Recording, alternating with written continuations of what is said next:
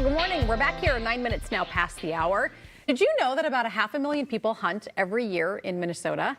The official deer firearm season opens this Saturday. So the DNR's goal is that every one of those deer, or every one of the hunters rather, not the deer, they hope the hunters return home safely at the end of every hunt. Mike Lurchin is a conservation officer with the DNR joining us today. Mike, welcome to Minnesota Live. Yeah, thanks for having me. Nice to meet you. Nice to meet you too. How do the deer looking this year? What's the population looking like? Overall, the population is good. I think if you were to ask a hunter in Ely, Minnesota, what the population is like, they'd probably say terrible, just because it's, the deer numbers are pretty slim up there, but overall in the state they're good. So are they better in like the southern region? Kind of that central region is a majority of the deer. Kind of that area from the metro up to St. Cloud, Brainerd area, there's a lot of deer, but they kind of get a little sparse up there in the north region. Is there a particular reason for that, or? I mean, there's a couple different ideas behind it, with the wolf population, with weather events, things like that. It's just kind of a harsher climate up there compared to the ag land that's around the metro or around the central region.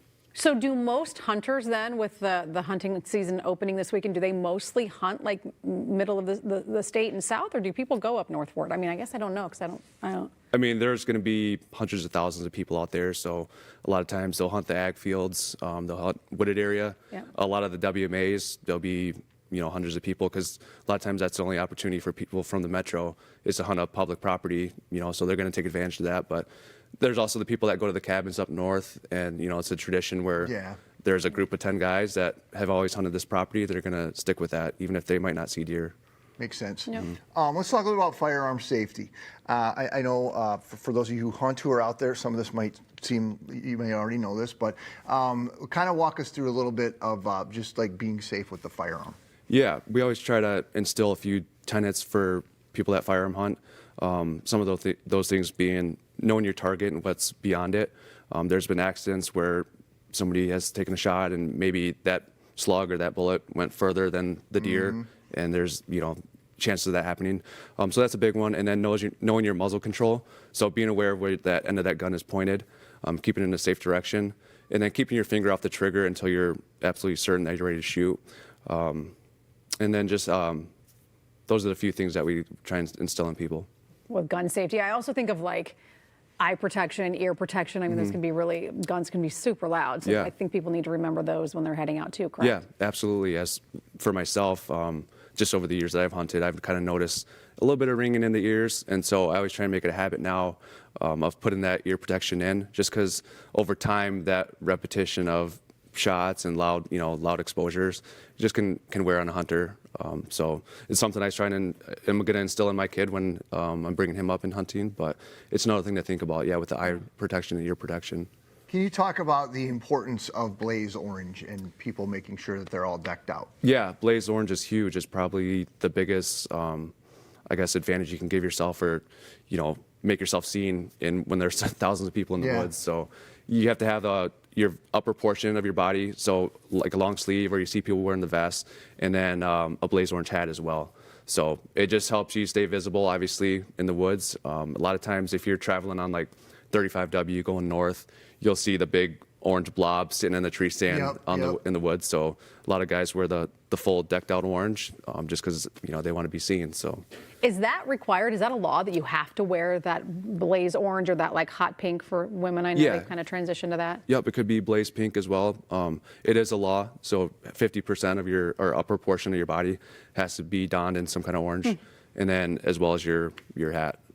I was really interested in seeing this piece about tree stands, and that the getting in and out of a tree stand can be a really dangerous situation for people. Yeah, a lot of times that's where the accidents kind of occur, is the tree stands. It might not be the firearms. So we always try and remind people, take a look at your tree stand when the season's done, or before the season kicks off, and see what kind of condition it's in. If there's rusty bolts, if there's the straps are kind of getting worn on the ratchet straps, the weather and the animals can kind of take a toll on those things. So it's just a good idea to check those items before you climb in and out. Mike, is there something that when you talk hunter safety that surprises people or catches them off guard when you tell them like, oh, this, they're like, oh, I never thought of that, or I didn't know that? No, Not I really. think People are pretty well educated. people are, yeah, I mean, it's gotten better over the years. There's less and less accidents. I think that's due to a lot of the education that we try to get out there. But, you know, for somebody coming into the sport that's new to it, kind of having those basic tenets, those firearms tenets in mind, is just a good idea to have. Also, I guess having your phone with you, letting people know where you're going, what your plan is, when you're going to return. Those are just good things to keep in mind.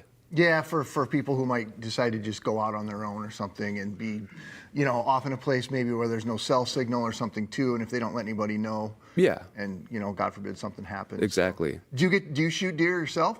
I do. I don't hunt in Minnesota often, but well, I get you're a few. working when you're here. Right? Exactly. I'm working a lot, but there's opportunities for me to go out and kind of engage in that activity. I kind of grew up doing that, so it's a lot of fun still. Is there chronic wasting disease? Is that still a big problem in the state? It's a problem, and we're trying to resolve it, trying to keep it managed. I know our DNR staff is kind of putting, I guess, implications in place where we can kind of try and contain it and do the best we can with it. So. All right. Well, Mike, thanks for stopping by. You bet. Hope everything goes well this Thank you. weekend. I'm sure Thank you're going to be busy. We'll put a link for you with these safety reminders on MinnesotaLive.com. All right, up next here this morning, if you are hunting this weekend, maybe you're going to be up near Alexandria, why not stop by the town? We're going to have details on some shopping deals as well as the opening of a place where you can go to buy local art when we come back.